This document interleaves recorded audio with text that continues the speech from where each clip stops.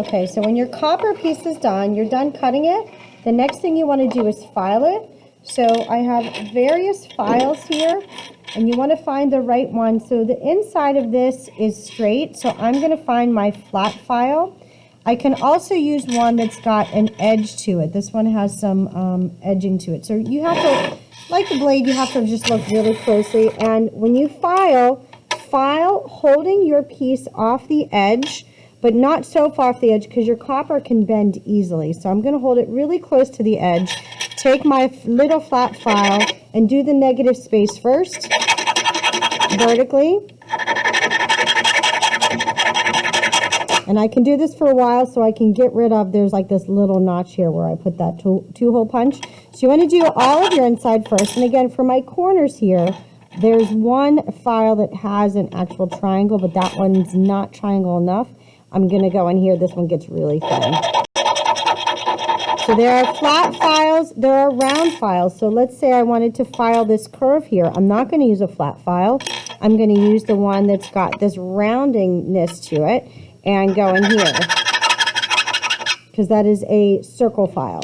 Now for the outside, I have my inside file, but for the outside, it's a lot easier to take a bigger file. And again, make sure you're close to the edge. If there's anything sharp like this, if there's anything sharp like that, we don't want this to be a weapon. So I'm going to gently go up and down. And I just want to round this out just a little bit so it's not so sharp. Once you're done filing and all of your edges are smooth, and this round head looks really wonky, so I'm going to do some more filing here later. But when you're done, once you're done doing all of your filing, if you want to do any texturing, that is next. I have here, you need to file, then text. Texturing is optional, which is letter stamping, dapping block, patina. So letter stamping, you want to use the metal block back at the blue table back there. And there's scrap pieces here for you to do your practicing on first. And the letters, you want to practice figuring out, and let me find a good example. So here's the letter E. So if I put this face down, so the letter E is on here, and I'm going to take the flat end of my ball peen hammer and hammer that, you can see the letter E. Now you want to make sure, is the letter E that way or does it go this way? Also, do I want this to go along a line? This is where the practicing comes in. It's really trial and error. You can draw a line. There's different size letters, but that's how you do stamping. I have numbers and letters. You can also do textures. I have other tools back there to do textures or chasing, which is drawing. The last thing I'm going to show you is the dapping block. This is if I want to curve and shape, and I'll show you. I have an example here where this piece here is curved and rounded and formed. So the dapping block, there's different dapping tools here, and there's two blocks, a wooden and a copper, or a wooden one and this metal one. So I can put this in, put the round down first, and again, hammering with the flat end to flat end.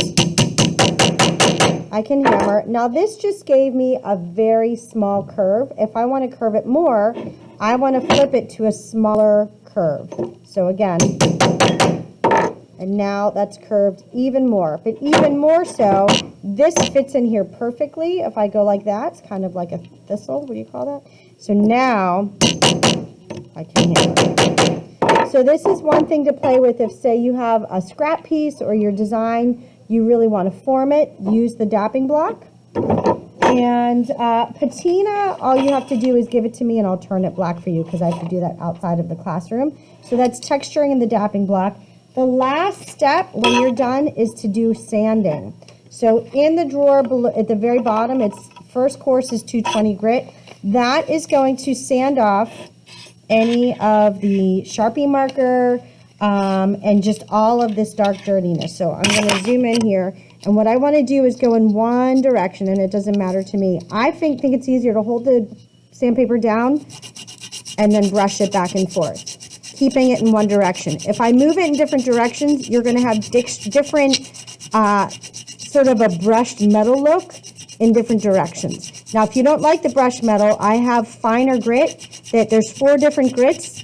And if I were to go to the second grit, and let's look with it, see what this looks like so far. So you can see the difference where it's brushed metal here, and this here needs brushed more. So you could also do it this way. If it's, I don't know which is easier, quite honestly. I like it the other way, but this way I can actually see where I still need to sand, so you can see that I'm sanding away.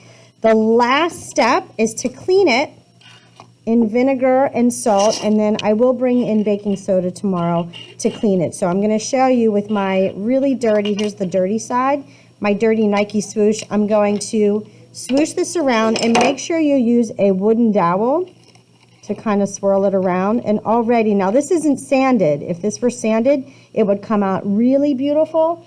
But immediately you can see, and you can clean any copper, pennies, whatever, your copper jewelry. And now you can see how nice and pink this looks in comparison to the piece that I have here, and that just cleans up all your copper. Vinegar and baking soda is a great way to clean copper pipes, unclog drains. The very, very last thing before you turn this in is to do a hole punch and add a jump ring so that you can hang it onto a necklace or onto a key ring. So if you see this piece here that has a hole punch with the jump ring through it, or if your negative space can allow a jump ring. That's the very last step. Then you'll take a picture, fill out a rubric, and done.